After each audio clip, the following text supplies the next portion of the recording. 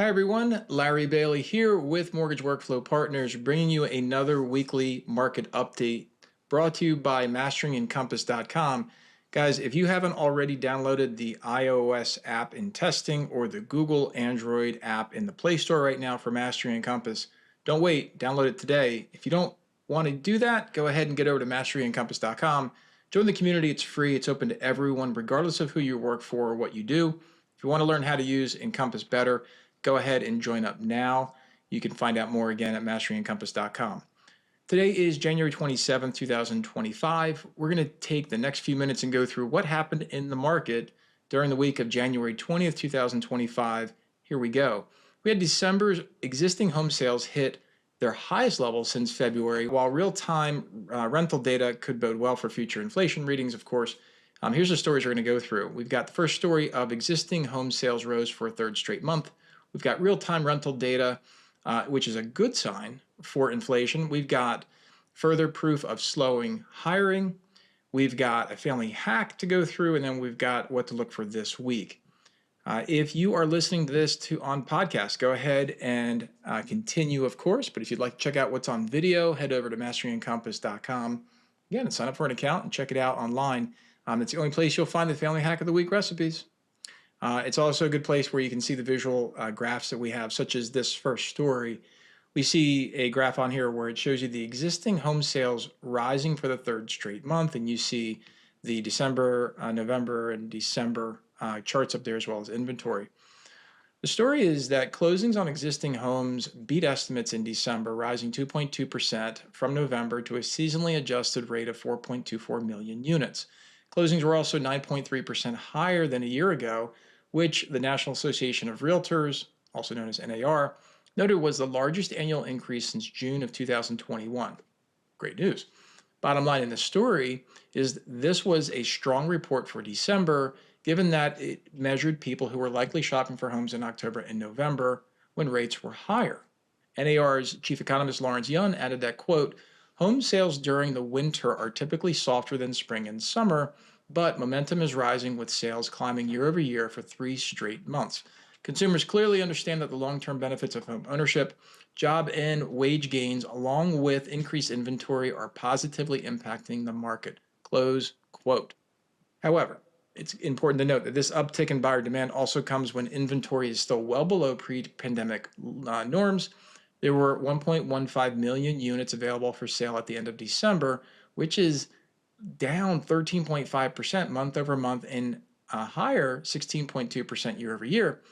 Though many homes counted in existing inventory, of course, are already under contract and they're not truly available for purchase. In fact, there were only 872,000 out of that 1.15 million available because those were the active listings at the end of last month. So inventory, of course, is tighter than the reporting implies. This pent-up demand for homes combined with an ongoing tight supply bode well for housing as an investment and continue to apply pressure to increase home appreciation over time. It's good for people who own homes, bad for people who need to buy homes. I get it, but that's the reality right now. So on to this next story where we get into real-time rental data is showing a good sign for inflation. So it's important to understand that inflation accounts in a lot of different factors, and one of them, of course, is shelter costs. Shelter costs have significant influence over the CPI, or the Consumer Price Index, and the PCE, also known as Personal Consumption Expenditures, the two main government inflation reports that impact the Federal Reserve and financial markets. If you can remember, the PCE is actually the Fed's preferred measure when it strips out volatile food and energy prices. So shelter makes up a large portion of these indices, nearly 46% of the core CPI, as an example. And therefore, it plays a crucial role in determining whether inflation is progressing towards the Fed's 2% target. Bottom line in here in this story is that currently shelter costs in the CPI and PCE reports are higher and lag behind real-time rental data that has been reported by Realtor.com, Apartment List, CoreLogic, and Zillow, just to name a couple.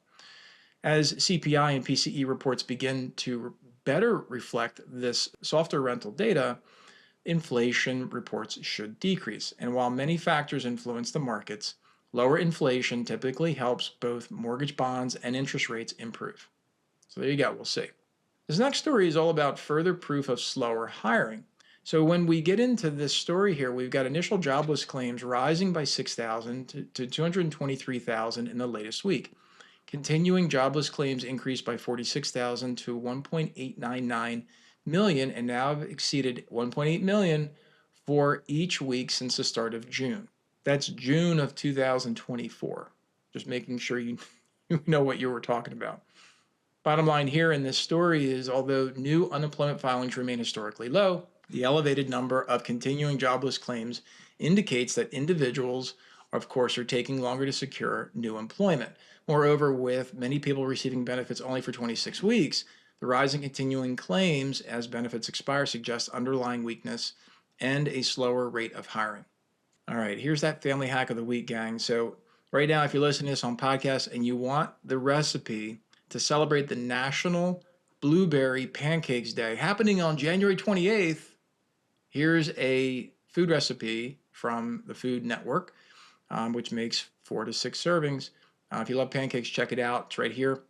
And again, head over to masteryandcompass.com if you want to check out that recipe.